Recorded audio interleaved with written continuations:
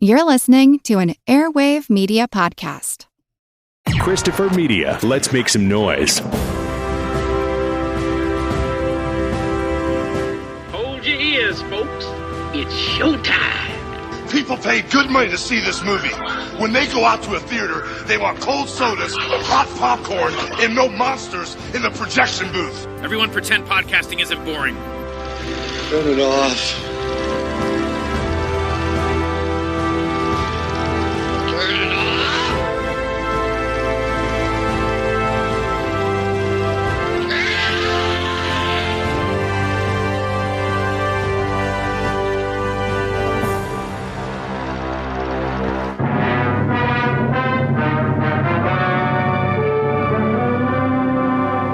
Suspense.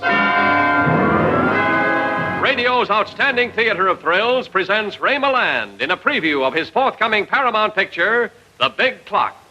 But first, a word from the director of this program, Mr. Anton M. Leader.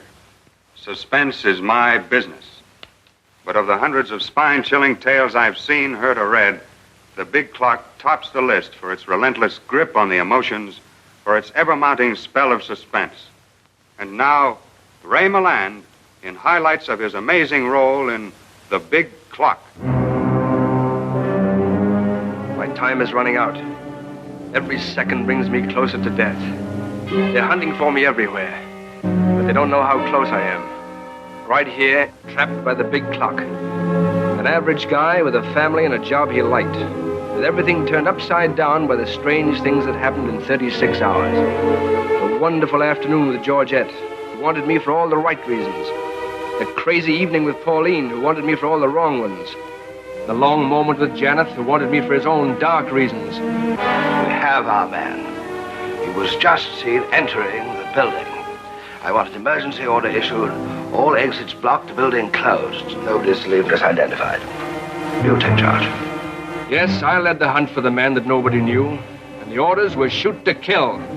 Twisting and turning through all the shadowed byways of a skyscraper city. A grim, relentless search that could lead to only one man.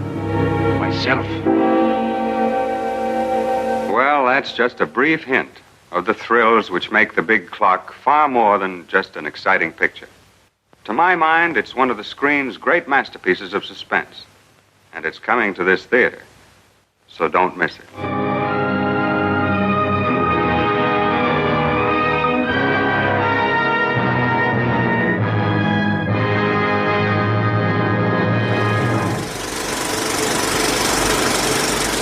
Welcome to the projection booth. I'm your host, Mike White. Joining me once again is Mr. Terry Frost.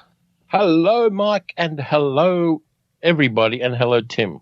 Also back in the booth is Mr. Tim Luz. Hello, thanks. Great to be back again. November 2020 kicks off with a look at John Farrow's The Big Clock.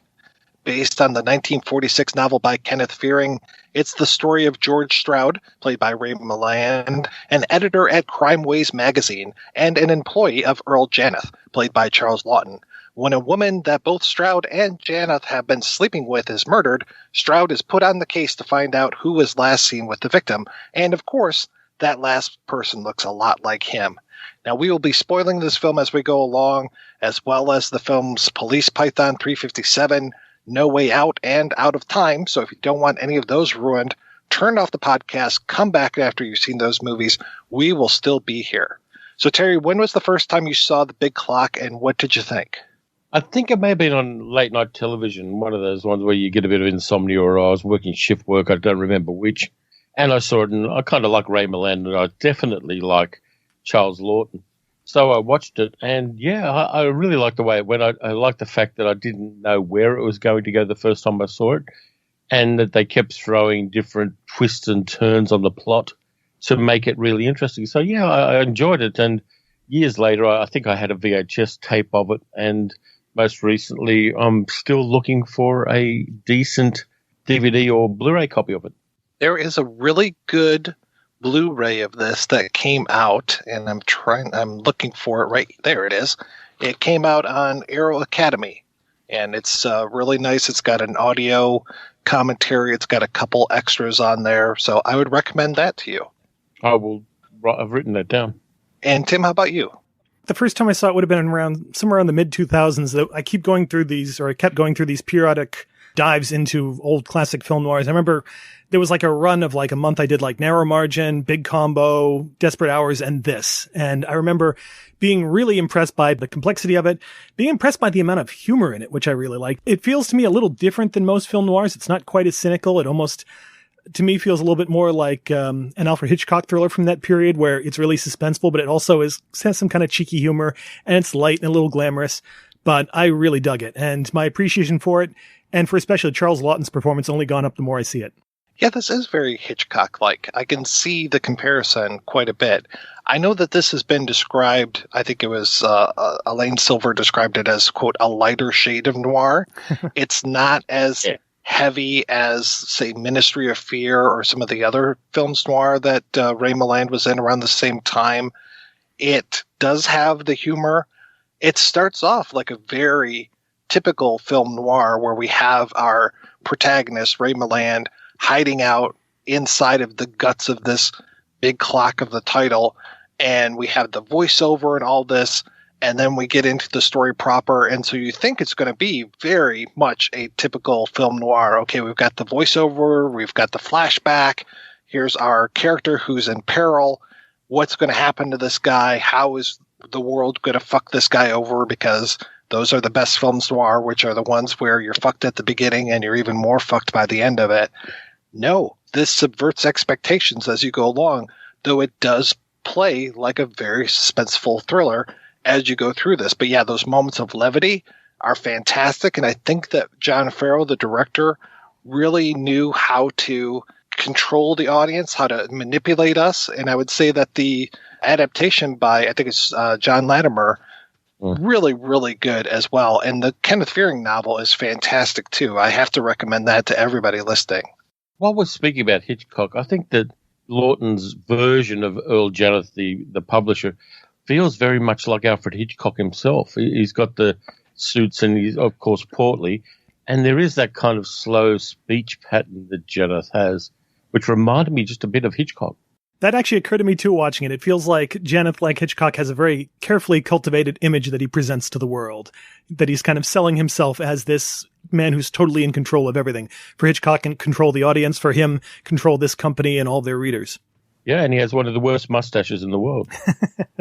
But man, is he taking care of that mustache. He's constantly wiping it down. And it's such a great character trait.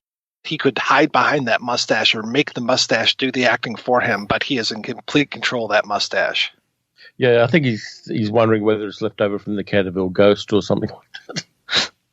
This is such a weird film when you look at the pedigree of it, because you've got an Australian director, you've got Maureen Sullivan, who's Irish, you've got the Welsh Ray Milland, you've got the English Charles Laughton, and here they are all playing these very American roles. And I like that Laughton, though, takes his English accent and he makes it more into an aristocratic American accent. And he just has this whole way of carrying himself. When we first are introduced to him, when he walks in that room and starts spitting out how many seconds a man has in his life and why are they wasting his time. And I resent this deeply. There are 2,081,376,000 seconds in the average man's life, each tick the proper beat of a heart. And yet you sit here useless to taking your lives away because certain members of our conference are not on schedule. Where is George Stroud? I've always tried to find him. I do not propose to be held up, not even by Mr. Stroud. The movie's called The Big Clock. Clocks and timepieces and time, it just runs through this film, and it is just amazing to see all the different ways that they can work time into it, that they make the murder weapon a sundial. It's like, oh, well, that's really nice that they're even using time as a murder weapon. And Janoth is an interesting character because he inspires fear, but he doesn't really inspire loyalty. Everybody keeps working for him because they just shit scared of the guy. And yet he seems kind of surprised when he's confronted with that twice, that, people will just make fun of you behind your back. They don't really like you. They're just either impressed with your prestige or they're afraid of you. And both times he has the reaction of killing that person for slightly different reasons. But you're saying people are never delusional? No, if anything, I think recent events have made this character feel that much more compelling and that much more real. Totally agree. Though he's actually, it seems like a good businessman. because he does have this whole staff of people that work for him, and it's like a media empire, and he's got all of these different magazines, and they're very specific to different audiences, and it's very much like the Time Life empire, where you had Sports Illustrated, and I can't remember which of the women's magazines that they owned and which of the science magazines, and just like splitting the world into these very discrete buckets. And then George Stroud is one that can take those buckets and use those for Crimeways to say, like, okay, well, this guy is a tennis player, so let's go to the people that run the sports magazine and give me a guy from there who can tell me everything about tennis or something. He uses all those different aspects in order to bring them together, and he's got this great staff of writers underneath him that are pretty much investigators, and he's got this whole way of setting up clues on this board. Well, you've heard of our blackboard. Well, let me show you. We call it the system of the irrelevant clue. Now, you see, the police only look for relevant clues. They haven't got time for much else. But we assemble all the clues. We recreate the man, his character, his mind, his emotions.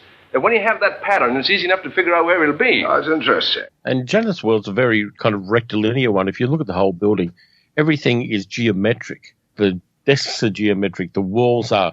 The fittings in the offices are. It's a very kind of cold and sterile world in a way. It's a machine for producing news and entertainment in a sense. And the lack of decoration. I remember Janoth's office has these plaster stone-looking walls that almost look like a tomb. I mean, I'm not sure if we see much decoration outside of Stroud, who has the painting on his wall. It seems like everything else is very aesthetic and clear and not very imaginative. There's a really subtle gag that I noticed in this one too, where Janoth talks to Stroud's secretary and says, "Hello, Miss Adams, how's that child of yours?" And you go, okay, so this woman's had a child out of wedlock, and he's mentioning it. It may even have been a little ad-lib by Laughton, which kind of got through. I love her reaction that she smiles like, oh my God, he noticed me. He knows I have a child. I must be important. And then she looks at Ray Milland's expression and goes, oh, no, I shouldn't be celebrating. Never mind. Stroud is this almost force of chaos. Like I said, he's kind of pulling from each of the magazines. You mentioned he's got artwork on his walls as opposed to the austere walls of other people. And he really has not that much compunction about going out on the town with Janoth's girlfriend, which in the book is much more lewd. He has no problem running around on Georgette, and they really took him and cleaned him up for the movie. They didn't want this philanderer as our main character. As it is, it's still a little questionable, him running around with her, and he ends up drinking and missing his flight to, where is it, Florida that they're going? West Virginia, I think. Virginia Beach. Yeah. It's much more innocent in the movie than it is in the book, that's for sure. Another reason to hate the production code. But they do definitely sneak some things through with the production code in place, especially the feelings between Janoth and his right-hand man, Steve Hagen, who's played by the just absolutely wonderful George McCready. There's never been a time where I've seen George McCready and said, wow, that's a bad performance. He is always so rock solid, especially in something like Paths of Glory. But here he is equally as solid. George McCready's got that scar on his face as well. He's kind of like the English actor Leslie Banks.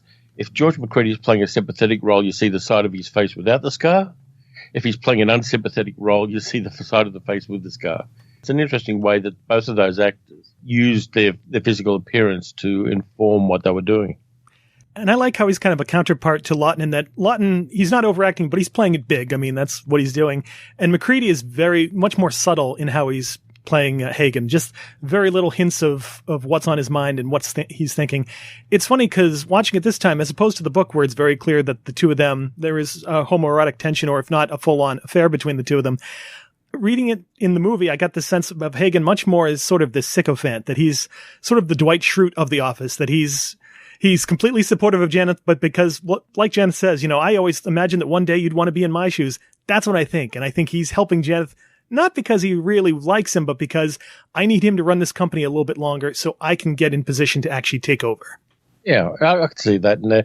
But, that tension. And also, he's very kind of meticulous, and he's wearing a bow tie and things like that, so that kind of gives a certain impression to the character in the movie. Yeah, it's cool. Bow ties are cool. And I like that it's Hagen's house that is the place of refuge, that after Janoth kills Pauline, that is where he goes to, is he goes to Steve Hagen's house and it's just like, hey, sorry, I shouldn't have done this, but you're the only person I can turn to. And I guess the other homoerotic relationship in there is between Janoth and his driver / bodyguard / mute assistant, Bill, who's played by a really young Harry Morgan. This is way before Dragnet and, of course, way before MASH. And seeing him with dark hair, and he's not young by any stretch of the imagination, but he's much younger than I'm used to seeing him. And for a little guy, he's super menacing just in those looks that he gives. I know, I never would have thought Harry Morgan could be like this sort of Grim Reaper figure of death, but man, the moment he just walks into a scene and gives Ray Milland that glare, you're like, uh-oh. And the massage scene where he's massaging Janoth, and there's that look on his face like, please tell me to kill somebody. There's that amazing foreshot that we have with the four main male characters of Janoth, Hagen, Stroud, and Bill. And just them, and I love that it cuts to the close-ups of each of them as they're talking, but then they'll cut to Bill, and of course he's silent. I was amazed by a few times when they'll get a new clue, and it's a crowd of people surrounding Stroud talking about it, and then all of a sudden there'll be just a gap in the crowd, and somehow Harry Morgan finds that gap and just suddenly steps right into it to stare right towards them, and you're like, yep, he's like a predator that just found some trace of its prey, like, what, where? And while we're on the early part of the movie, too, Noel Neill from Superman is the elevator girl in this movie. Yeah! Lois Lane is the elevator girl. I love that. And she gets a couple of good lines in there and really inhabits the scene nicely. And I think this was the same year that she started playing Lois Lane. I think the first Superman serial was this year. I really liked her in it. Having somebody else who works in the operation and her laying out the rules that she had to live by while she was working as an elevator girl was kind of cool, and it gave her that little bit of breathing space in the movie. One, that great gag of taking the sets and moving the sets across so it looks like they're actually in an elevator and filming inside of an elevator. See, is that what they did? Because I thought it was a projection screen. A couple of them were, but a couple of them weren't. So I think what they did was they had a couple of... First one, I think, is a real one. And then some of the other ones were rear projections where they just kind of slid a screen in the way and did it like that. It works well, though. The first time I saw it, I thought that's what they did. But then watching it the 2 times I've watched it now, there is some rear projection work done there with just a couple of people walking in front of the rear projection to give it a bit of depth. It reminded me of a similar shot very early in Double Indemnity where Fred McMurray goes to the insurance office, gets in the elevator, goes up, and then exits, and the camera leaves with him, and you assume that they just kind of turn the elevator set around to a different part of the set. But it was pretty seamless, and same here, too. Yeah, they didn't do what they did in Touch of Evil, which is get the whole camera crew into the elevator. I think it was between the elevator and the way that we zoom in at the beginning or kind of fly in, and we have the big clock and the idea of the big clock that kind of controls everything in this building.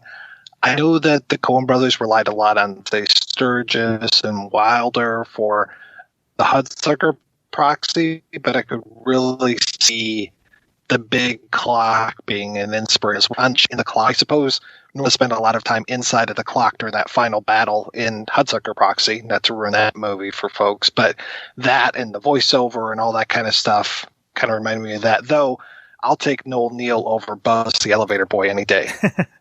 I was thinking of that with the Harry Morgan character. He kind of has a counterpart in Hudsucker with that creepy bald janitor who's always lingering around in the background. Oh, yeah. I totally didn't even pick that up. I love in the book, George doesn't have a son. He's got a daughter, though I was trying to decipher because I thought at one point they said George Jr., but they also mentioned Georgia, unless he's got a son and a daughter. But this whole weird thing that it's George married to Georgette, who has a son named George Jr., and in the book a daughter named Georgia. It's like, come on, guys. It worked for George Foreman. I mean, and the kid actor they've got to play the son is a really bad actor. Yeah. And I love that. I love the fact that they've got one bad actor in there, and they make it a kid who's in there for one scene. The audio commentary on the disc points out that this beginning, the first third of the movie, the first act of the movie, if you carve out that beginning of him inside of the mechanism of the big clock and having this panicked voiceover, this could be a screwball comedy in the first part of it. This whole thing of, hey, my wife and I were going on our honeymoon, but you have a 5-year-old child. I know we keep getting delayed. It's almost like something that Cary Grant would be involved in. It's like, oh no, I have to make it to the airport and see my wife and blah, blah, blah. And it's this whole weird thing that is going on with him trying to make it to this flight to go out down to West Virginia with the wife. And then it turns into a murder mystery. And it's just like this, we're talking about that this is a lighter noir. And I think some of that is because of these weird screwball moments that are happening in the beginning of the film. And we still get those touches of humor, even when things are almost at the darkest. And Ray Milland plays it really nicely too. Oh, yeah. Ray Milland's got that kind of thing with his career where at the start he did interesting leading man characters, apart from things like The Lost Weekend. And then suddenly he starts playing curmudgeons for the rest of his career. When he was good, he was great. Things like Ministry of Fear I mentioned, The Uninvited. I absolutely love him in The Major and the Minor. I mean, that is a great, again, twisted film. But so many great roles. And then, towards the end, man, he was that, second banana, evil guy, murderer on Columbo, bad guy in Son of Rosemary's Baby. Not so many good roles towards the end there, which is a shame because he was such a great actor. I liked him in Golden Earrings too with Marlene Dietrich. See, it's funny, going into this movie for the first time, I was used to Milland as a villain because of Dial M for Murder and even growing up with Escape to Witch Mountain, movies like that. So I wasn't sure if I was going to be able to buy him as a good guy, but watching it, I really could. And you're right, something about his performance in the first half where it's all light and goofy had a very Cary Grant vibe to it. When he's playing drunk in particular, I just kept thinking of like North by Northwest when Cary Grant is completely sauced and yelling at everybody. Those bar scenes are a lot of fun too because they're playing I'm in the mood for love in the background while they're doing the meet cute between him and Janice's mistress, which is kind of a nice little extra layer. There's a real brilliance to what Farrow and the screenwriter Jonathan Latimer do with those opening scenes where they're at this quirky bar and it's all goofy and it's all funny and they're kind of impressing these little moments on the audience's mind as, oh, wasn't that a cute moment? And then all of a sudden, in the second half of the film, all those little things become so important in the manhunt. It's a brilliant way of sort of setting that up for the audience to remember it and then for it to pay off later. Oh, yeah, and there are little things like, here, use my handkerchief to clean up this green drink that spilled on you. And that becomes such a huge thing. And it's like, they showed it to us, but they didn't hammer us over the head with anything. I want to hang out in Bert's Bar for a while. Bert's Bar is one of the great inventions of this movie, where you get a free drink if you can ask him for something that isn't sitting up above the bar.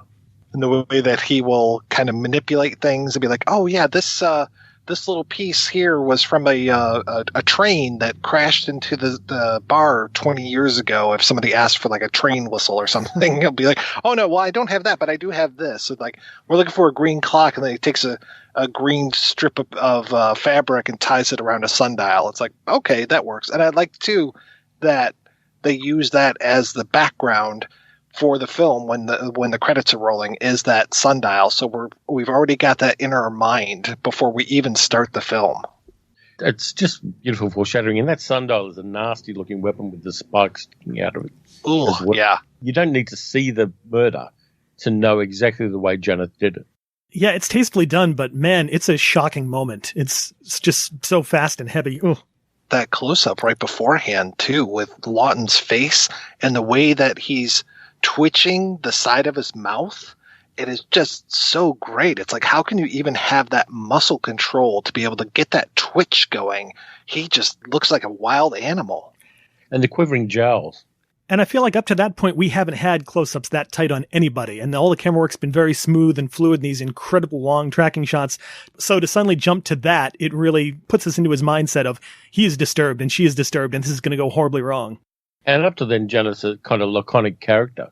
He's slow at speaking, and even though the things he's saying are at times monstrous, the pacing and just the kind of languor that he has in speaking is totally thrown away when he has that moment of total rage. He is such a creep, though. The way that he is listening in on George when he's having a conversation, and you can hear the conversation in Janet's office, and Pauline walks in and she hears part of the conversation. She's able to bring it up later on to George when they're out carousing. that's really creepy that your boss is listening in on you. I suppose it's kind of like now where they can read every single email that we send. Every keystroke you send, yeah. And it goes to that sense of total control he has to have, that he knows this light bulb has been on for 4 hours. That's too long. Dock somebody's pay. That he has to feel like he's in control of every facet of this building. And himself as well. He might be the only guy who wears a double-breasted suit like it's a suit of armor. Every time he walks in, you feel like this wall between him and everybody else.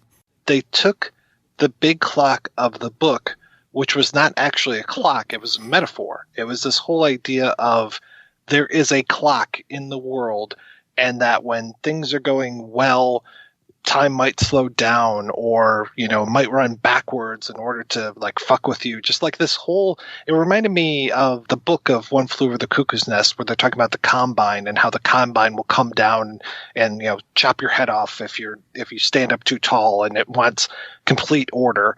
The big clock is very much like that. I want complete order. And it's interesting that they take that and make it into a physical object in the book, and then that Janoth is really the person there winding the clock, so to speak. He's the guy who is in that control. Like you said, he knows all of these things in the building. He's able to be that spider in the center of the web, and that center looks like a clock face. I really appreciate that. Normally, I'm not a fan when they take sort of a metaphor of a title and feel the need to put it in there physically, I guess, for the audience to see, like, here, this is what the big clock is. But yeah, the idea of taking it from one metaphor for time or fate or whatever, and then turning it into a different metaphor for this whole organization and this one guy who is figuratively and then finally literally hiding right in the center of it is pretty amazing. That's part of the wonderful set decoration by Sam Comer and Ross Stroud. The fact that most of Janoth's building is very rectangular, in a sense, and then you get to the clock and it's all circles. The spiral staircase going up and the big round dials and everything like that. It's at the heart of this square building is a circle, and I kind of like the fact that they did that.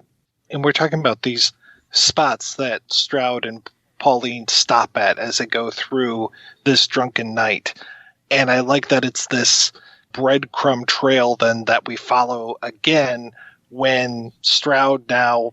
He doesn't find out that Pauline is dead for a while. Like, he is put onto the case of looking for this Jefferson Randolph, which he immediately, it's kind of like a foreshadowing of LA Confidential with this whole Rollo Tomasi name. When the police chief comes in, when Captain Dudley comes in and says, I need you to look up this guy, Rollo Tomasi, and immediately Guy Pearce is just like, oh shit, something's wrong. Same thing when Janoth comes in and says, I need you to look up Jefferson Randolph.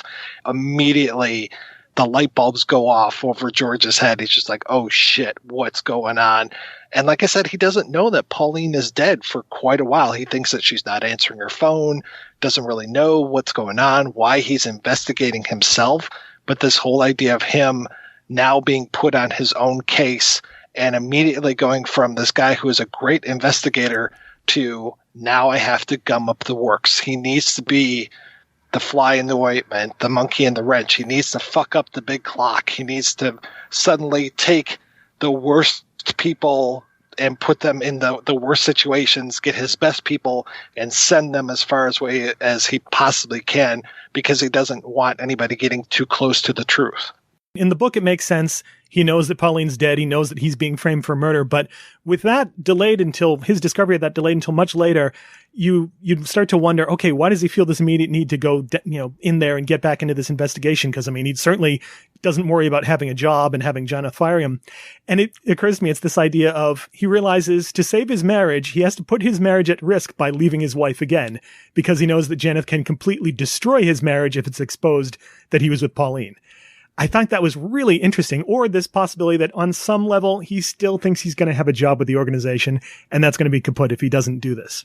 Yeah, he does seem to be very ambivalent about leaving Janoth's publications. There's kind of wishy-washiness about the character because of that. The interesting character we haven't mentioned is Patterson, the artist. Oh, God, Elsa Lanchester. Yeah, who just steals every scene she's in and is wonderfully eccentric. She's the kind of random thing in this whole story that eventually has a payoff, and she has to do a identikit of the man who bought the painting in the antique shop, and she does it in her own inimitable style. She gets the last line of the film, if memory serves. Yeah, she does. Yeah, and it pays to be married to one of the stars, I suppose. But she does give full value in the role. With all of these very uptight business people, having somebody who is a random artist in there does give you a kind of balance against all of these corporate types that the rest of the film is mostly inhabited with. And unlike Janoth, who hides everything under this heavy surface, everything's right up front for her. That insane giggle that just erupts out of her in every scene practically. Oh, I love Lanchester. I remember her in this other noir, Mystery Street, with Ricardo Montalban, where she kind of steals that movie too, as this nosy landlady who kind of pushes her way into a murder case. She's just incredible. Yeah, she's got all these kids from different fathers. I kind of like that as well. My favorite bit is when George is walking by her and she's already started sketching, and then she sees him and immediately starts looking up at his face, then down at the paper, then up at his face, down at the paper.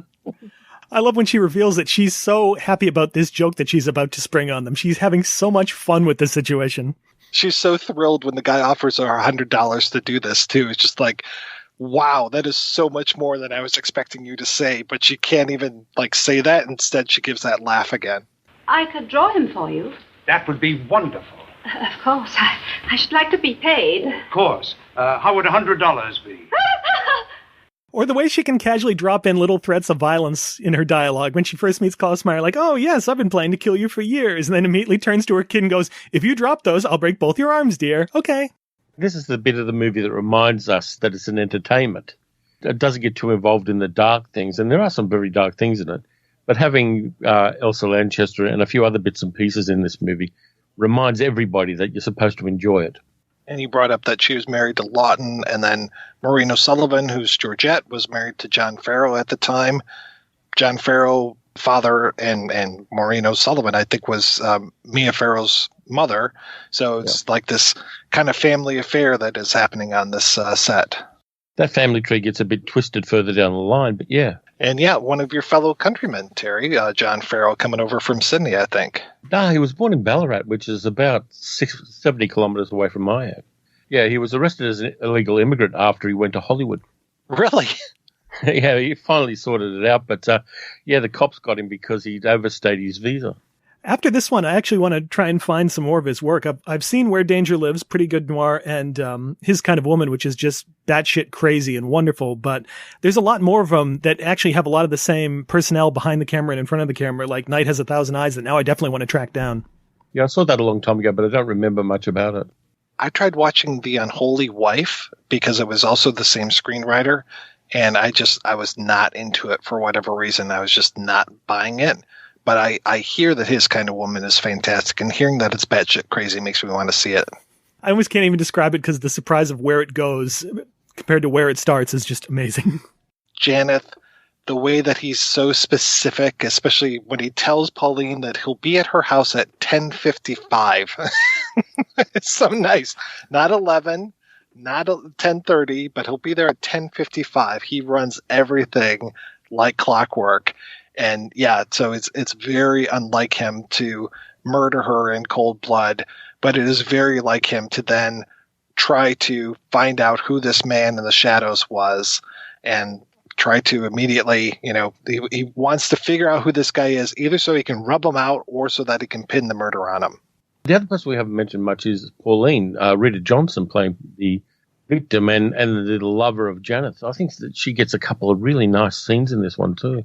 Well, it's nice too because she's not necessarily a femme fatale. She's a dangerous woman to be around because she's the boss's squeeze, but she's not trying to lure George or Janoth to his death.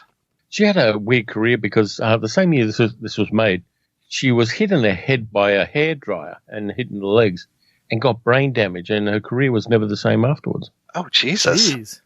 Yeah, she had problems with memory and coordination and things like that. She had some roles after this.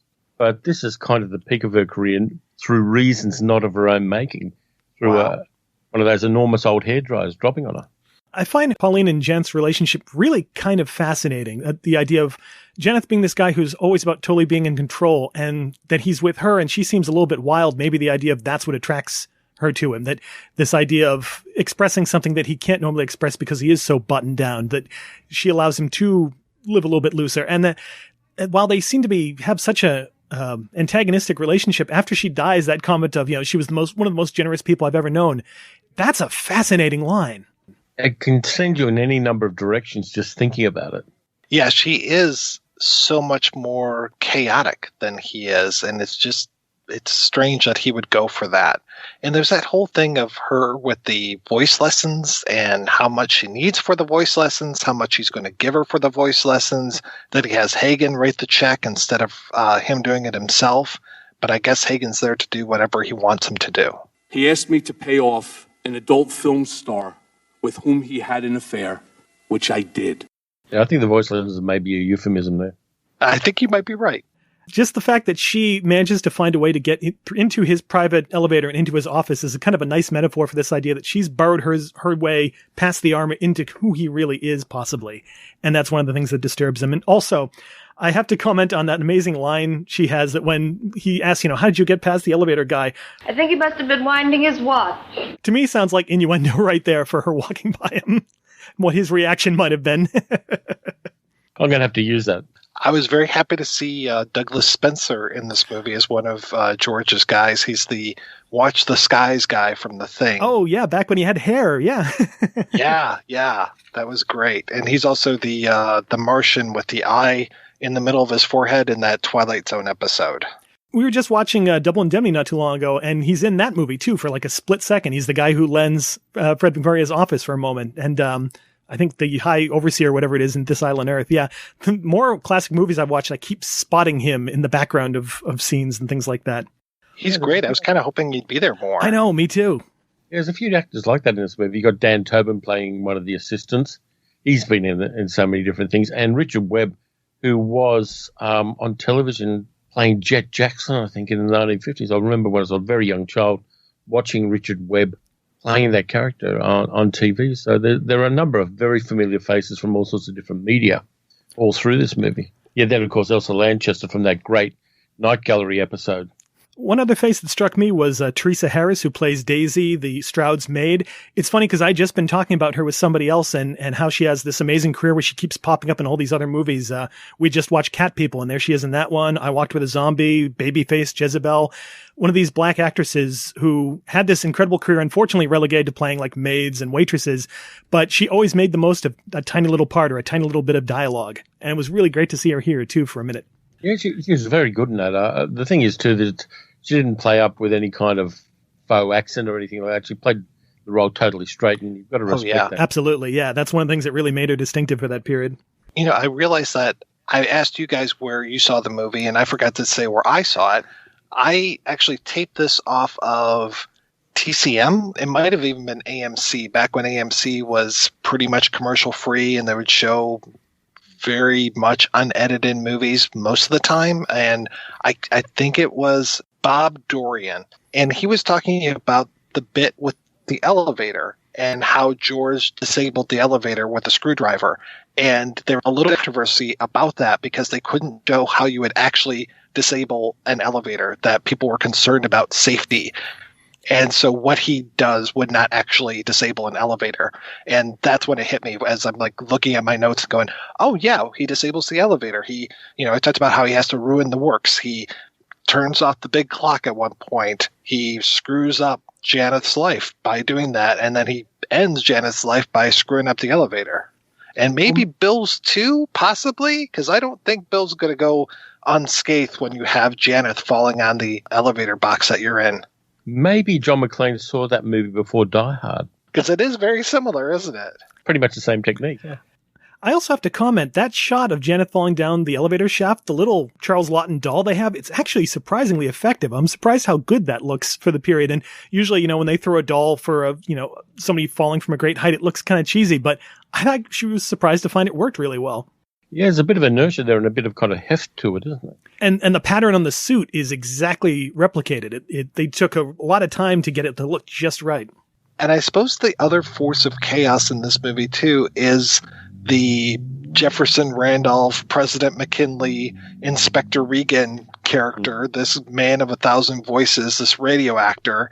And we all know that actors were pretty much on par with dirt. It was one step above, maybe even below prostitution in the old days. And so this radio actor is not looked upon as being a very high member of society. So I love that he gets called in and ends up being a little bit of an excuse for George. He, like a few people buy that he's Inspector Regan, but then Hagen immediately sees through it. But by Hagen seeing through it, that is ultimately Hagen's undoing. It's really brilliant on Latimer's part that this couple of lines from Fearing's book, we never meet that character in the book, he's just kind of mentioned in passing, is actually taken out and made into a real character and a way to resolve the situation. I thought that was incredibly brilliant. Yeah, I don't think enough good things can be said about Latimer's adaptation. He did such a good job of taking those abstract ideas and making them concrete, fleshing out characters that really needed or should have been fleshed out a little bit more. The way that he has the intricacies of the plot even more intricate than they were in the book. I'll be honest, I appreciate the book. I found it very frustrating at points for a lot of reasons. Stroud's character, that Fearing seems to be expressing that he's showing off his artistic side and that he's not a conformist by cheating on his wife and doing all this horrible stuff.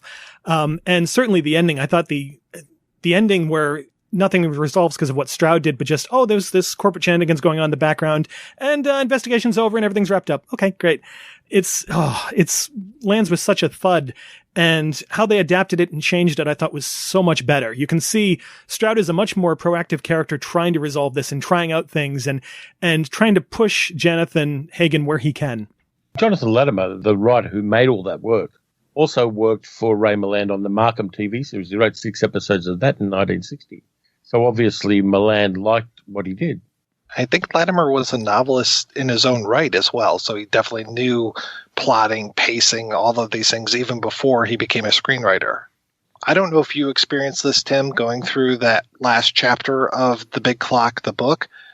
I like the book. I like the idea of them switching protagonists and narrators, I think 7 times throughout the book. I enjoy that, but that last chapter is so confusing. I actually wrote down all of the things, all the times that they mentioned, because time is so important to that book. And it didn't make any sense. There were times where it was the next morning, and I was like, wait, no, we are the night before. You can't jump to the next morning. And then they would jump back again. It's like, no, this is all in the same chapter, the same paragraph at times. And I was like, this doesn't add up. For something that was so intricate and trying to do all of these things, it just felt like Fearing was just like, you know what, fuck it, let's end the book today. Yeah, there's a period during the building lockdown where it feels like time jumps a huge amount, and I'm like, well, wait a minute, what happened in there? How are we suddenly here? That doesn't totally make sense. It was even worse for me because the Kindle version of the book I got actually omitted the last line of the book. So it just says that Stroud looks at a headline, I'm like, and what? And it wasn't until I looked at the file you sent, like, oh, that Janoth dying, that makes a lot more of an actual ending. Because otherwise I was just like, what is this? I think the Kindle edition I had a few errors like that, unfortunately. Oh, Jesus. Sounds like someone ripping out the last page. Exactly, yeah. No wonder the Kindle edition is 99 cents on Amazon. If the tone of the book had been captured a little bit more, I would feel like that this is a little bit more centered in film noir. Fearing does do a lot more with the idea of the corporation as this dehumanizing effort that not just on Janoth's part, but when we see Ray Cordet sort of shooting down everybody's ideas, this idea of creative people being ground into the dirt. As the film plays it feels like the company isn't a terrible place to work for. Most of the employees seem like they're having fun when they're doing their stuff. It's just Hagen and Janoth that really make it a hell to live in. They're the ones who have all these oppressive policies and tactics.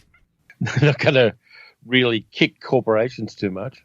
Yeah, though you do get the we are not allowed to talk in the elevator. It's like, what? you can't talk in the elevator? As soon as you enter the building, you are under Janoth's rules. And imagine what happened if you farted in it. Okay, I'm all for that rule, actually. That one I think is important. I'm on top of that, too. If the film has any weakness to it, I would say that it wraps up a little too quickly for me. It really feels like those last, say, 5 minutes, maybe even the last 2 minutes, just move by too quickly, where it's like, wow, we've resolved it. Oh, here's Elsa Lancaster. Here's a final joke. Boom, the end. I was like, wow, okay. Like, I would like just a little bit more breathing room right at the end there. But, I mean, that's a small quibble that I have with this. Otherwise, I find this movie so delightful. I was a little surprised they didn't bookend it with a pullback out of the building in the daylight, the same way they opened it at night. Yeah, just even if it was just over the credits or something like that. Yeah, but instead, man, those credits just hit you like a brick to the face. It's like, whoa, hey, I was enjoying this movie. You can, make it last just a few more seconds. Like you said, it is daytime now. This is one of the few films noir where the bad guy dies, the other guy's getting punished, and the good guy is actually gotten away with it, and everything's fine with him now. And I'll admit, I was curious if he was going to continue working at Janoth Enterprises, or if he'd just be like, yeah, I'm done. I'm going on my honeymoon. Bye. And what happens to Janoth Enterprises at Janoth? Yeah. Right. This is one of those movies where I would like just a few more minutes. I would like to see the 5 minutes after the end of the film. I don't need to see the 5 days, 5 weeks, or any of that stuff. Just give me 5 more minutes.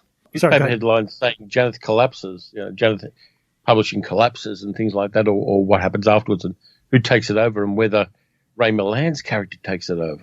That would have been a fun way to end it. Somebody ask him, would you like Hagen's position? He's like, and don't even let him answer.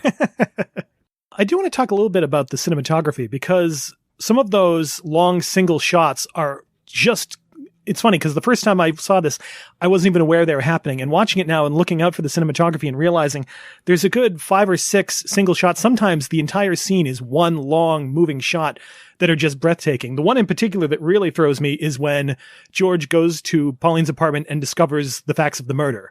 From starting in, him at the front door of the apartment, pulling back to the side door, going into the room, moving around as he moves all these objects and picks up some of the clues, goes back out, meets, I think it's Klaus Meyer, and then leaves. All one shot, and it's seamless and beautiful. It reminded me a lot of what Hitchcock did the same year with Rope, those same type of incredibly fluid camera moves and the blocking required for that. Or some of the ones where he's handing out all the assignments and you have the camera move and the blocking, and these actors all having to remember this very complicated back and forth dialogue was just really stunning. Yeah, I'm going to have to go back and watch that scene again now, just with that eye. Watching it late at night probably wasn't the best thing, but I do. I'll still come back to the set designs, I think. Every set, whether it's the antique shop, the bar, or the places in Janoth's, and also the log cabin that they go to for the holiday. All of those look fantastic. And I've got this architectural envy I'm getting with various movies at the moment where I go, yeah, I really would like that in my house, but then it'd change everything. And so I've been watching a whole bunch of movies, and all the movies we're going to talk about today, there's a little bit of architectural envy in me for every one of them in a different way. Is it because you're actually, to see this architecture would mean getting out of the house? Yep, with the lockdown that we've been in for over 100 days, I will be happy to see a McDonald's I haven't been to before. Oh, the idea of going to an antique shop or a restaurant or a bar, it's like, oh. Yeah, now you talk pornography to me, yeah.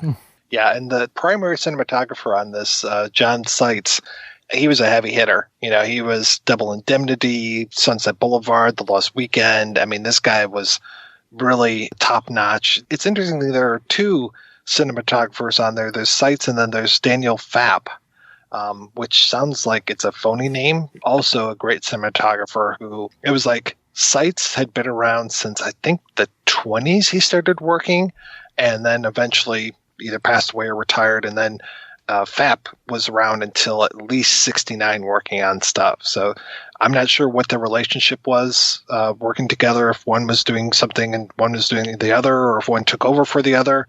But, great work. And I'd say, too, the Victor Young score, very, very solid score. It definitely knows when to put on the pressure and when to put on the brakes. Because, like you said, having those I'm in the mood for love during the montage of the drinking. I mean, God, that montage of them out on the town, it is so great.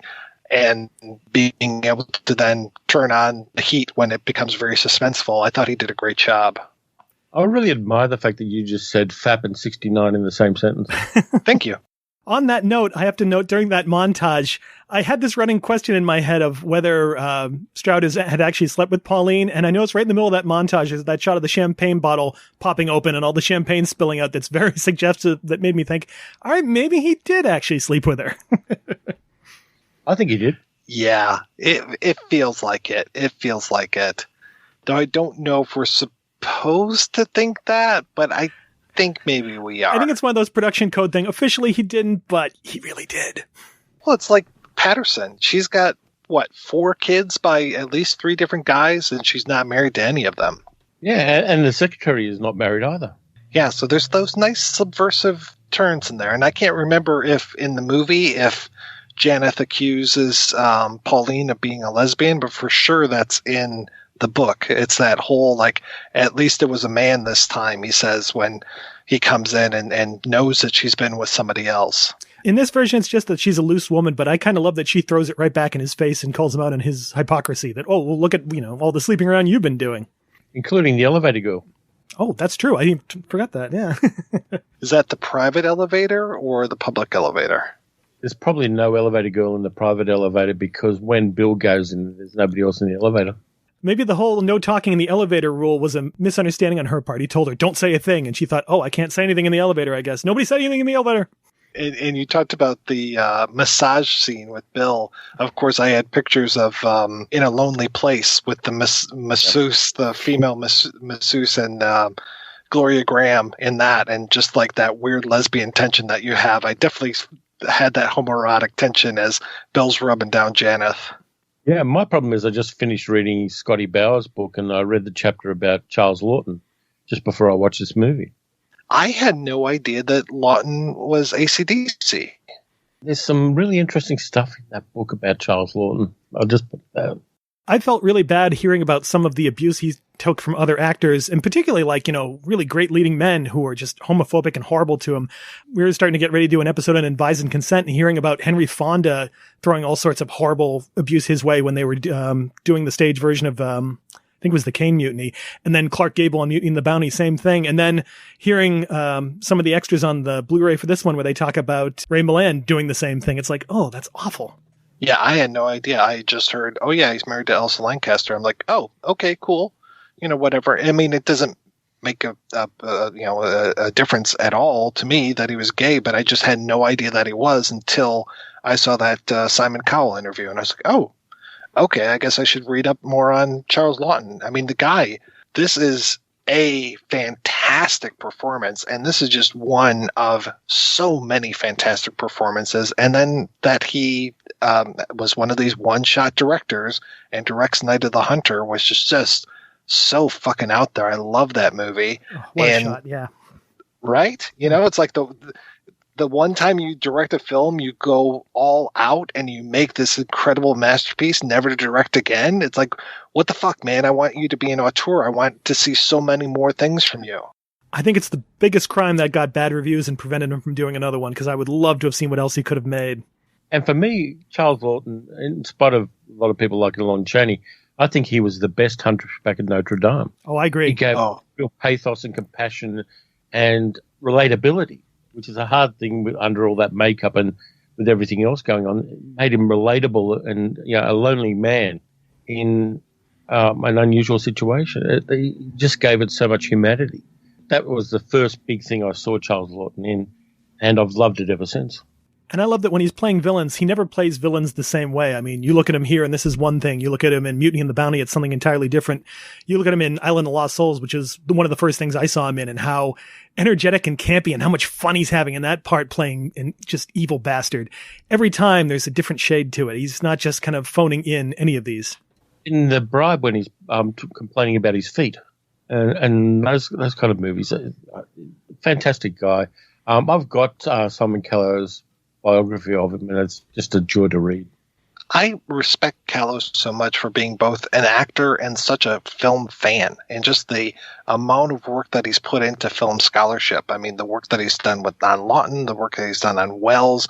It's just like, wow, you could be, I don't want to say set, but you're fine being one thing, but that you're two things and you're two great things. It's just like, okay, Simon, calm down a little bit.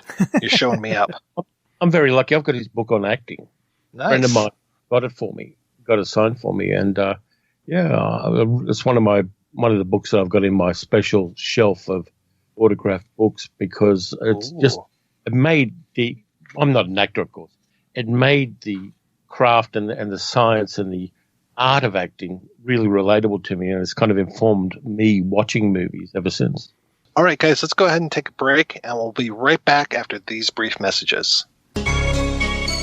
Dark Destinations is a travelogue podcast unlike any other.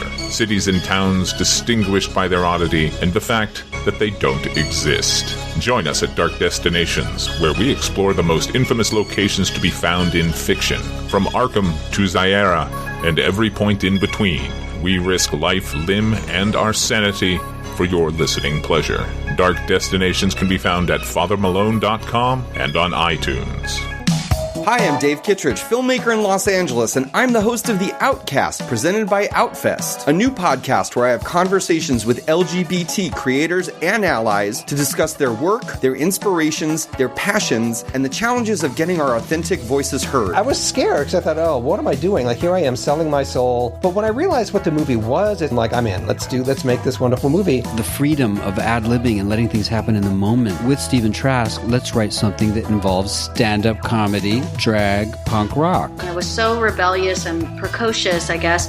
The definition of gay to me is freedom. Women gave the show its life, I feel like. Well, because it's also a bit of a hunk fest. You guys are hot as hell. You are too kind. That was only 15 years ago. It's a no-holds-barred talk with iconic creators and performers. It's not white people. It's not I hate white people. It's dear white people. It's how you start a letter. The whole climax of the show was a sex scene between Melchior and Wendla. And I remember feeling personally self-conscious about never having been with a woman in any way, shape, or form. I'm always thinking about the audience. Make them feel, make them laugh, and make them cry. I mean, that's as simple as it is for me. I had been not wanting to be a part of the film. It was clear in the edit that I had to, really reshape it. So the film really told me what it needed to be. Cinema is an empathy machine, and it sort of allows you to see yourself in people's faces that you normally wouldn't see humanity in. I get emotional just talking about it. And the tea is definitely spilled. David, don't edit anything of this out. No. They don't want to hear all the charming stories. They want to hear the ugly, gory relationship that Jim and I have. We're cutting that part out, by the way. And with guests like John Cameron Mitchell, Christine Vachon, Laverne Cox, Jonathan Groff, Justin Simeon, Jim Fall, Miss Coco Peru, Rachel Mason, Jeffrey Schwartz,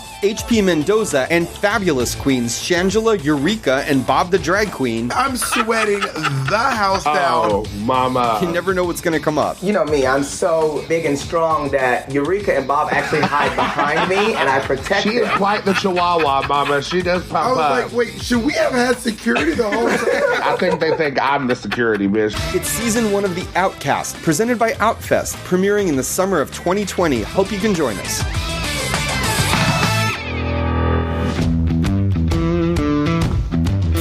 You obviously love podcasts, but are you also a fan of movies and television? Do you want to listen to a show that reviews entertainment honestly and casts pretentiousness to the wind? That debates both film and TV topics in a fun, good-spirited way, while still getting to the heart of why we all love them so much? Then don't miss the award-winning weekly podcast, The Hollywood Outsider, now available on your favorite podcast app or at thehollywoodoutsider.com. They needed a hero. I understand he has a background in intelligence. There's 2 tours with naval intelligence. Get him here. He liked excitement. Take us somewhere. He wanted her. Their passion upset the balance of power. What's all this top secret business I've been hearing about over the Pentagon? You know I work for Bryce? Then that makes 2 of us. This one can do things for me like no other woman I've ever met. Behind the cover-up. Try and understand. The power. The important thing is to abort an investigation before it ever gets to you. You haven't told me everything. Who's running this thing at the Pentagon? The new boy, Farrow. So he can take the fall in case anything goes wrong. The loyalty. I love you. I promise I'll work everything out. How did you actually meet the Secretary of Defense? I need a car. It's an emergency. These people have already tried to kill one person who knew. Bring this one down. No, you can't take that. Behind the deceit. If it were your intention to bring down David Bryce, then I'd have no choice but to make sure that you didn't get away with it. They mean to kill me, Sam. Because of the truth, there's no way out. Kevin Costner, Gene Hackman, Sean Young, Will Patton, no way out. All right, we are back, and we're talking about The Big Clock. And of course, we're going to talk about some of the remakes of The Big Clock or adaptations of the same book, but really it's more of the same movie. I had no idea until doing research for the show that there was a French film called Police Python 357, which is the name of a gun, just so you know, it's not a dirty movie. French film that has Yves Montand in it, and I wasn't overly impressed. I liked some of the things about this movie, but there were other things where I was just like, would you please get a move on? This is really slow. Yeah, the pacing of this one kind of killed it for me in a lot of scenes. I like Yves Montand in a lot of things. He's kind of like the French Dick Powell. Started out as a song and dance man and then went on to do serious roles. And he's the only person that I know who had a big career because he fucked Edith Piaf. She got him his first gig. I did the deep research on this one. He and Francois Perrier do not look at all alike, but in the movie, I kept confusing them. I kept thinking that one was one and one was the other, to the point where when I think it's Montand pours acid on his face, I was just like, wait, was that him or was that the commissioner? Because this one, we move out of the magazine business, we move into the policier, and this would have been primetime policier. This was 1976, this movie came out, and we've got this weird relationship between the commissioner, who's the Perrier character, and his wife, who is played by Simone Signoret, and he's having an affair with Stefania Sandrell, but then she's also having an affair with this inspector, who's the Yves Montand character. But that relationship, so now it's like it's the commissioner who's stepping out on his wife rather than the inspector who's stepping out on his wife. That's how it was, right? That's right. And one of the things I really liked about this, my favorite element, was the Simone Signoret character. The idea of taking the equivalent of the Hagen character from The Big Clock and making it his wife who's aware of all this. And that once the commissioner is out of the picture, her reaction to it is not at all what I expected. I thought, okay, it's going to be building up to her hunting down Detective Farrow. And when she finally finds him and what she asks him to do, it was like, oh my God, and my heart's kind of breaking for this woman all of a sudden. She's an invalid. She's bedridden most of the time. And she doesn't disapprove. She's got that very French attitude to her husband having an affair. Yeah, it's definitely not America under the Hays Code. Stefania Sandrell, absolutely kind of void of a character. There's not much there. No. That, again, happens in another one of the movies we're going to talk about. But the victim of the crime we don't particularly care about. She has a lot of quirks in place of a personality. The thing with the alarm clock, the thing with hiding things in the walls of her house for some reason, which I don't know how he kind of guessed that from The Watch, but okay, sure. Yeah, that was strange. And yeah, I was just like, what is happening here with this alarm clock she's carrying around? And I wanted to like this movie a lot more than I did. Yeah, it's what we call in Australia a dog's breakfast. I just used that term yesterday, so not just Australian. And there is a great stunt moment in this movie at the end. You've got Remy Julien's guys to do the stunt work, the guy to get French calm stunts done, where a guy gets crushed between a truck. And that was great, yeah. And it's beautifully done. I think I know how they did it with some kind of collapsible thing, and they just cut at the right moment. But it's a brutal moment of action there. There's some kind of great bits at the end, none of which have to do with character. Yeah, that whole action scene is spectacular, but it's like, what does it have to do with our story at all? Nothing at all, but it looked great. Great action scene. This reminded me sometimes of The Burglars, with the incredible car chase that's in there. So I know that they have these moments of action, but man, yeah, it just didn't work. I can see why I didn't necessarily know about this film. The one that people do probably know about is No Way Out, which I know a lot of people are fans of No Way Out, but I am not one of them. And I'm not one of them for two reasons.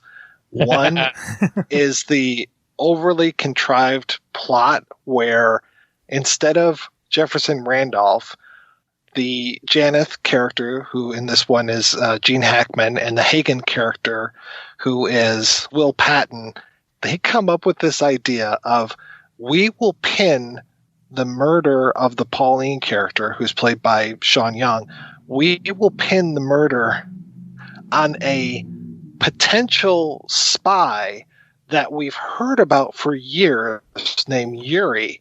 We don't even know if Yuri exists, but we're going to point all the evidence towards Yuri. And then wouldn't you know, Kevin Costner, all-American Kevin Costner, who plays Tom Farrell, he's the George Stroud character, he just happens to be Yuri. What the fuck, man? And why call it Yuri? It's like calling him John. What if the search for this man was a vital national security? A secret operation that we could control. It's a house of cards. There is no Yuri. It doesn't matter. All the intelligence agencies believe that there's a mole in the Defense Department. You know the theory? That Yuri was sent here by the KGB while he was still in his teens. And for all intents and purposes, he can pass as an American. Oh, Scott, they've been talking about that for 4 years. It's the CIA's wet dream. There's never been a shred of evidence. But now, there is. I had never actually seen this before watching it for this podcast. I'd always meant to. And when that ending came up, I laughed out loud. I'm like, I'm not sure if this is incredibly stupid or brilliant, but oh my God, it was so funny. And looking back on part of the movie, I'm like, all right, well, that makes a little more sense. And this makes no fucking sense whatsoever now.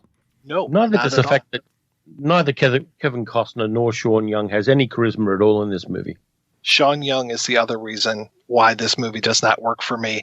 This is the singular performance that I point to. If people try to tell me that Sean Young is a great actress, I always go back to the line that she says, Send postcards from exotic ports of call. That's what you call them, isn't it? Exotic ports of call? Ports of port.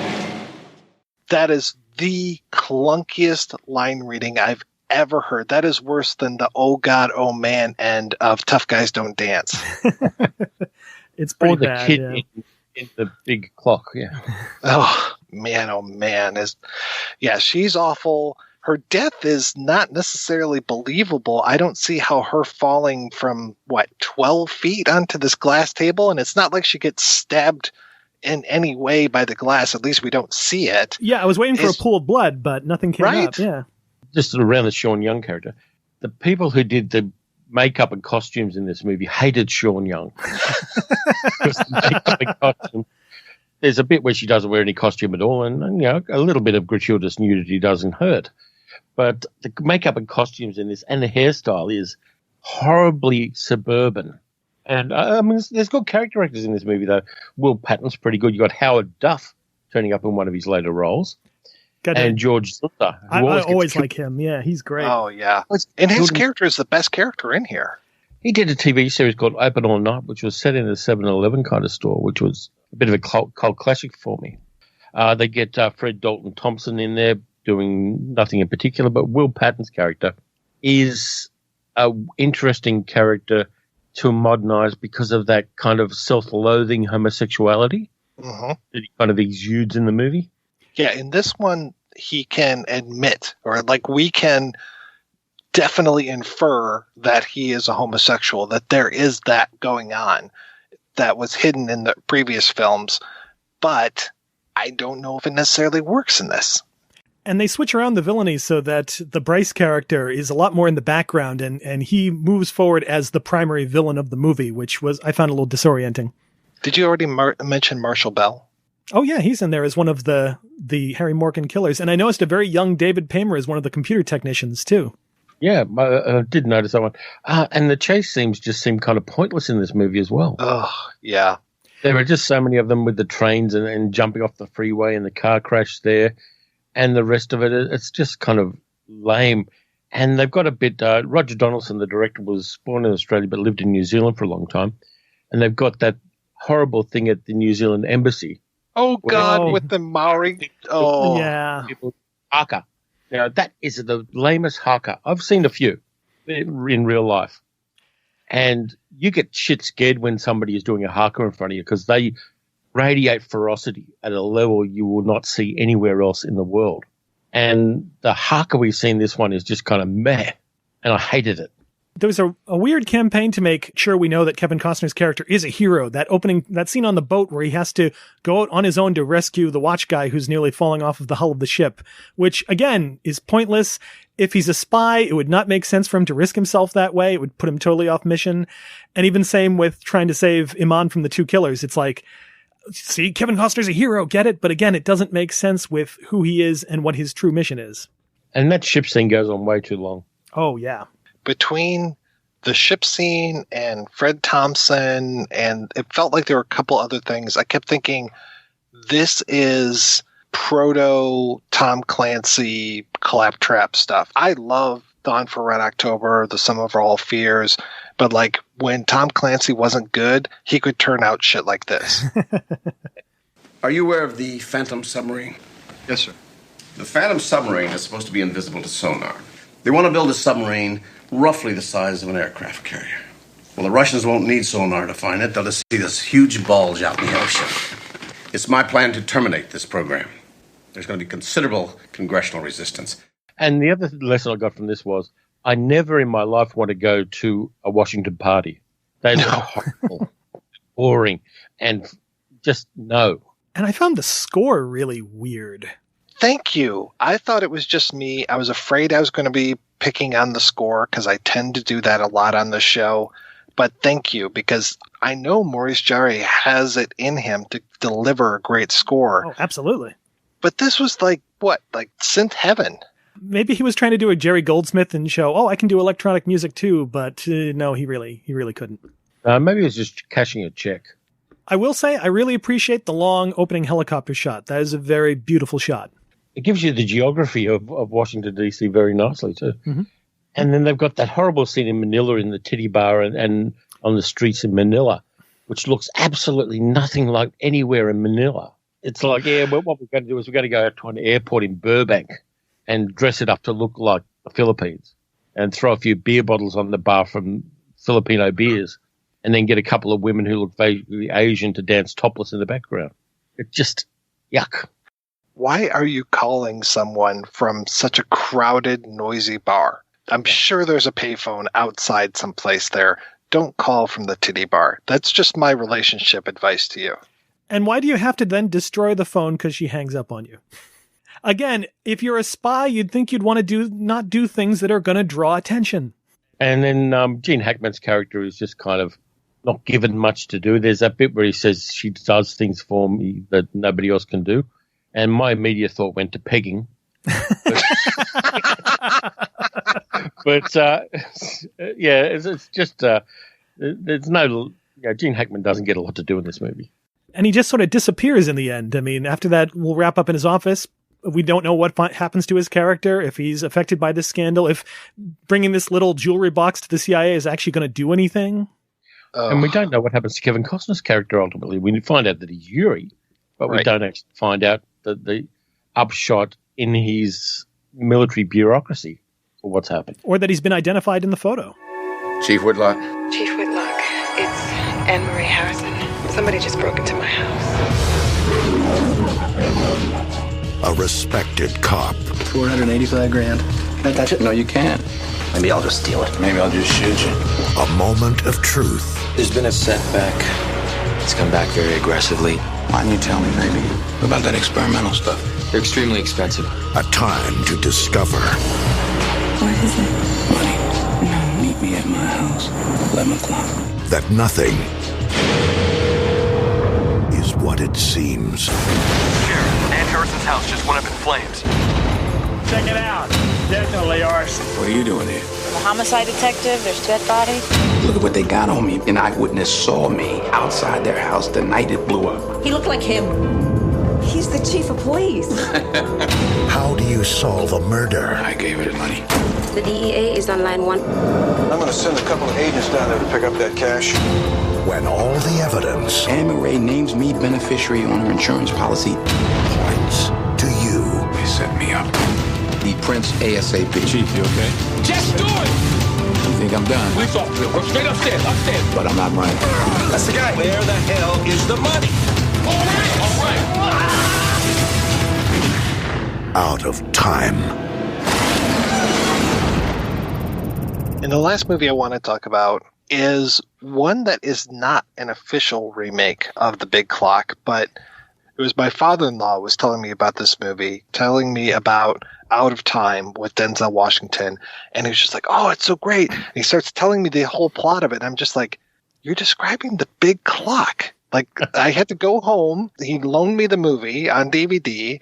I went home. I looked it up on IMDb, and I was like, okay, it doesn't say Kenneth Fearing on here. I put in the DVD. I'm like, no, it doesn't say Kenneth Fearing on here. I watched the movie with my mouth agape because I'm just like, this is The Big Clock, but you're not giving credit where credit is due. This is absolutely bizarre because it is the same idea. The guy who has to investigate and kill this woman, and whole twist, the woman's not actually dead, but my God, could I see that coming from a mile away. Like, even the first time I watched this, when Denzel, for no good reason, goes with this woman that he's having an affair with to this cancer doctor, and the doctor says you have this terminal cancer, but there's a way that you could possibly cure it, but it's going to cost you all kinds of money. I'm just like, okay, yeah, they're in on it together. So the twists and turns in this movie were telegraphed so far in advance. I remember being eager to see this because I'm a big Carl Franklin fan after One False Move and Devil in a Blue Dress. So I thought, oh, him and Denzel together again, this is going to be amazing. And it's fine. It is kind of predictable. I was thinking the same thing when we have that scene where Dean Cain's character helps bring in these bodies, and we have this close-up of him staring at a body on a gurney, and we know, okay, now we know where the bodies are going to show up when whoever is killed, and oh, look, we found a body in the wreckage. It's pretty obvious, yeah. And there's a weird dynamic between Denzel Washington's character and the two women as well, because there's a lot more passion in the sex scene with Sana Lathan's character than there ever is with the Eva Mendes character, who's supposed to be the wife that he loves. There's no chemistry between those two. But right at the start, we get this hot and sexy scene, which is much better than anything in the Costner movie, which kind of works, and it seems like they're very into it. And then we suddenly get the thing dropped that, no, he doesn't love her. The dynamics between the human beings in this movie, to a big extent, are pretty silly. The one thing that we haven't brought up with all of these movies is that there's usually a compatriot. Like George Stroud had Georgette, and I like that when Georgette comes in and sees the big board of unimportant clues, that she can see that, and I don't think we get to see her seeing that, but when she walks in and she's just like, oh, darling, if you only knew what I've been through today. Take your hands off me, Jefferson Randolph. You see, I've been reading that blackboard too. She can see right through that and know that it's him. Then you've got No Way Out, where you've got the George Jenza character that Yuri confides in. And then in this one, you've got the John Billingsley character who spots that Denzel, the Matt Lee Whitlock character, is in a jam and sticks up for him. And then he becomes the compatriot, going so far as to drive Denzel around to all these different spots and stuff. I thought it worked better when it was Georgette as the compatriot, which again, completely, if memory serves, there is no compatriot in the book. He is completely on his own, kind of like a noir character should be, but I enjoyed that Georgette was his ally in this. I appreciate that it was sort of the thing that brought them together. They never spent any time together, so they spend time together trying to get him out of a murder rap. It's sweet. Yeah, I kind of like the John Billingsley character in this one. Yes. It kind of humanizes the fact that Denzel Washington's playing a Denzel Washington kind of character who's a little bit naughtier than a normal Denzel Washington character. And, the fact that he's a medical examiner as well, he's a drunk, and his wife keeps chucking him out of home. I kind of like the fact that he gets a lot more backstory than the protagonist in some ways. I like that he starts as the devil on his shoulder saying, hey, let's take this money and do stuff with it and have fun with it. And it almost sets you up to think that he's going to be one of the antagonists, one of the villains. And then to have it turn around and know he's actually on his side is a nice little turn. That whole thing with the cell phone I thought was very nice. Hey, Alex. Mm-hmm. I'm sorry, I was kind of drifting off there. What'd you say that number was? 555-0199. 0199? You sure it's not 1099? Check, 0199. 0199? That's weird. That's my cell phone number. Yours? Yeah. Aren't you county? Yeah, I work part-time as a paramedic in the football games, school stuff. And you called him last night? I don't know, did I? Oh, Jesus, I did call him last night. Oh, Alex, I'm sorry. That's right, I called him from the bar. I wanted to see if he wanted to come have a couple of drinks with me. Oh, Jesus, I'm sorry.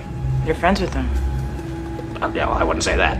Yeah, he's like my bottom of the list guy when you gotta have somebody to drink with. I'm sorry, man. I mean, I would have mentioned it earlier. It's just I totally forgot.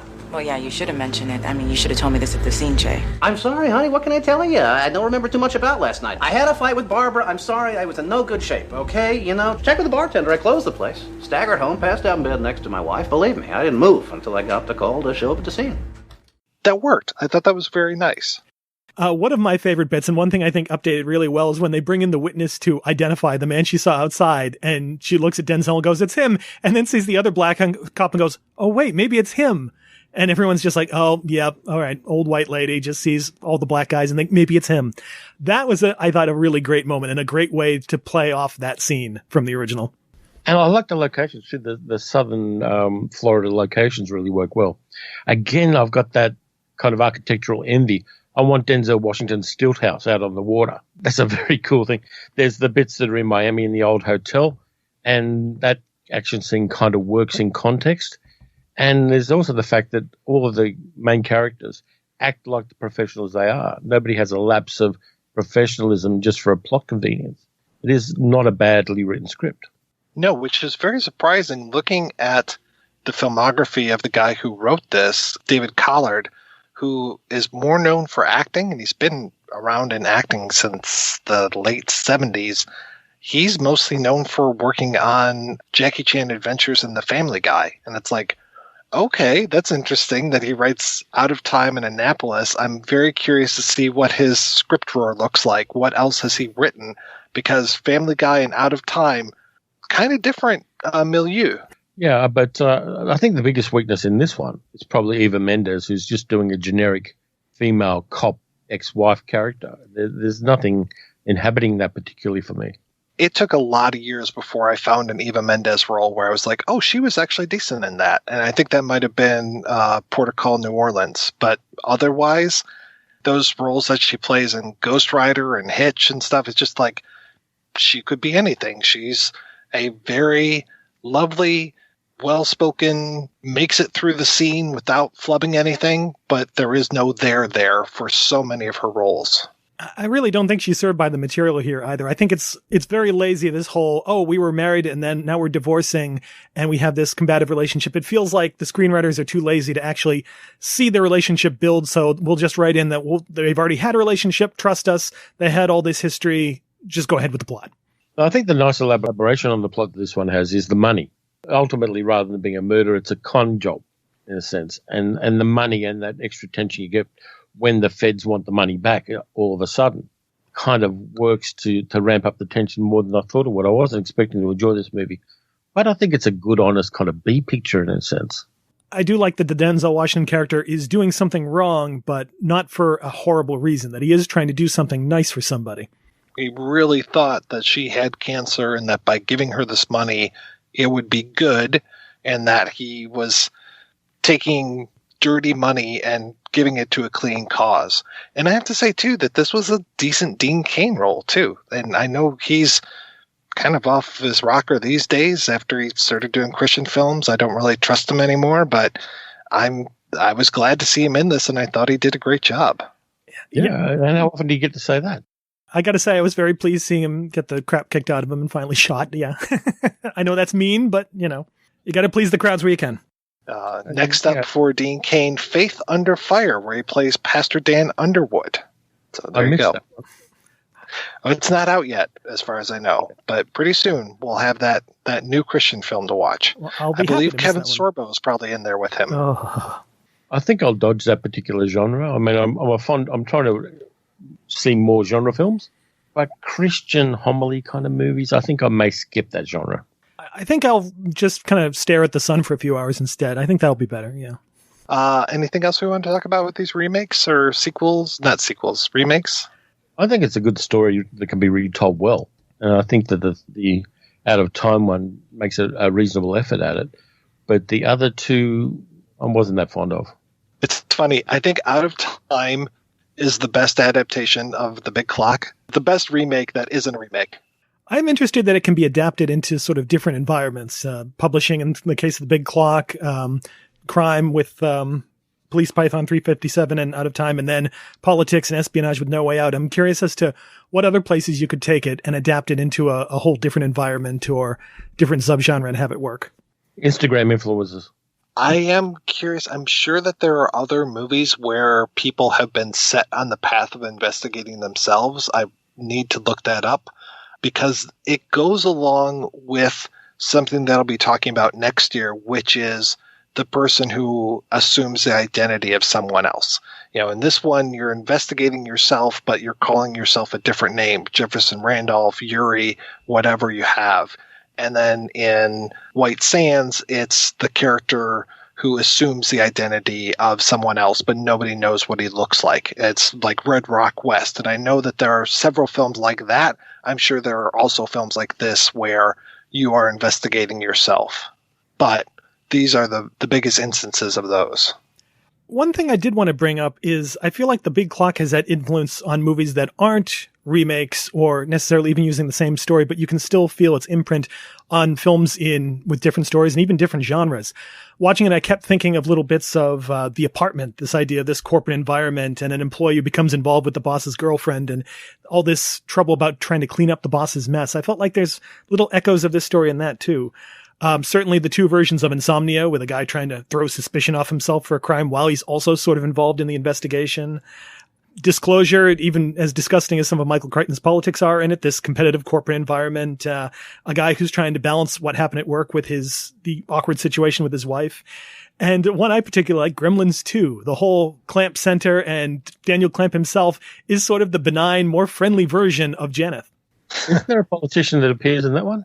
I do remember that movie also had the gag that all the clocks in the building are wired together and becomes a plot point in that one too. So, oh yeah, good one. No, I don't remember a politician being in that one. I just remember that isn't Trump in it? I think the Glover is just modeled. The Daniel Clamp is modeled after Trump. Yes, thankfully we can watch that one without wincing.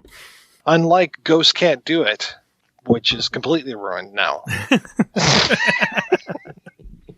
All right, let's go ahead and take another break and play a preview for next week's show.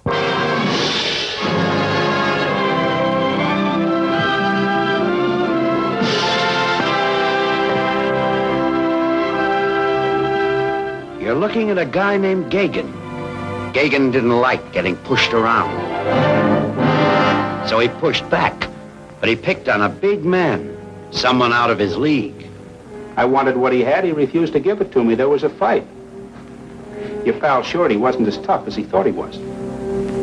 So you had him killed? Only Gagan wasn't alone. He had a team. A couple of characters he found hiding behind a Fiesta. Pila, a stray pup whose devotion no words can explain. I don't know what to do tonight. Oh, why don't you get yourself a muchacho, like your girlfriend's? I don't know how. You're telling me. And Pancho, the merry-go-round man. You don't think so much of Pancho. You're wrong.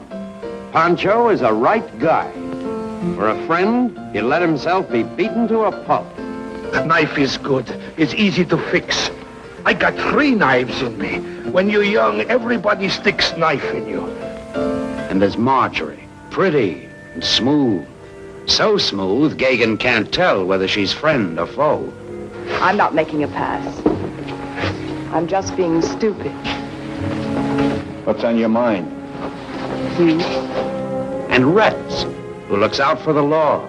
I got a job to do, Gagan. I can't be wasting my time keeping an eye on you. You better come along. What is this, a pinch? You already know what's going on. I know. They tried to kill you.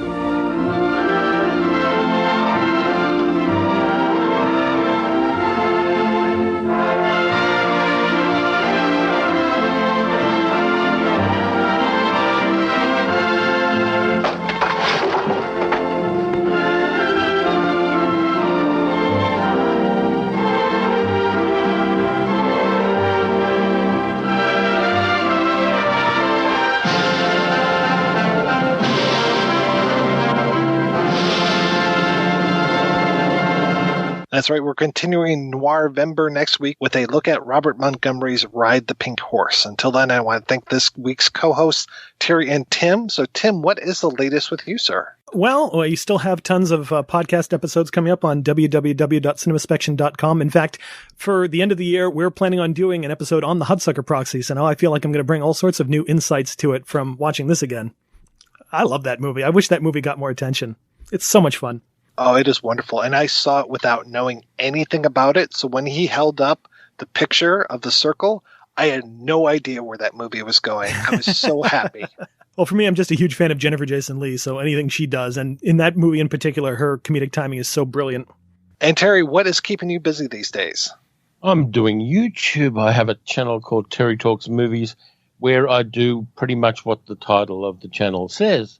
At the moment, I'm doing a lot of Halloween stuff and trying to do some obscurities. Done a couple of Australian movies recently, and I'm going to keep that up for the rest of the month. Then I'm going to be hitting Indonesian action cinema with things like The Raid, because I found out there are tons of people on YouTube watch YouTube videos from Indonesia, and so I can get lots of views from doing that. And I also am exploring the movie industry next door to my country, and I'm really enjoying dipping into Indonesian cinema. I saw that you did an episode on Thirst, which is funny because I just talked about that on the Culture Cast. Yeah, I kind of like it. It was filmed here in Melbourne, and it's I think it is definitely the first real Australian vampire film. And so I wanted to take a rewatch of that and had some fun with it as well. I also did a session where in 25 hours I watched every Tarantino movie. Wow.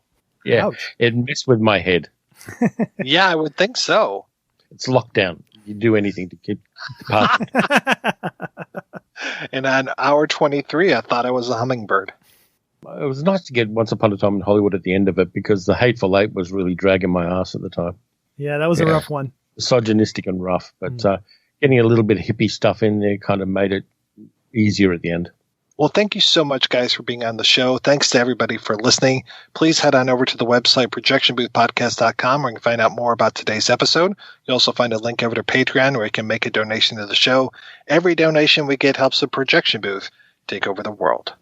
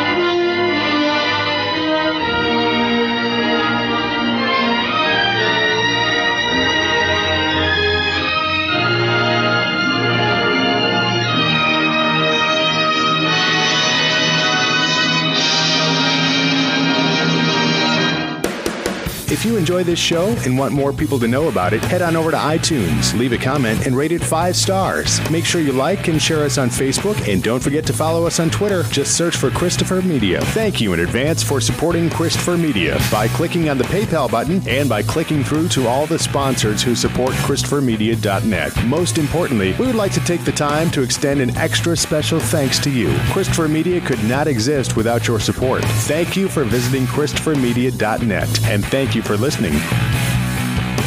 Christopher Media. Let's make some noise.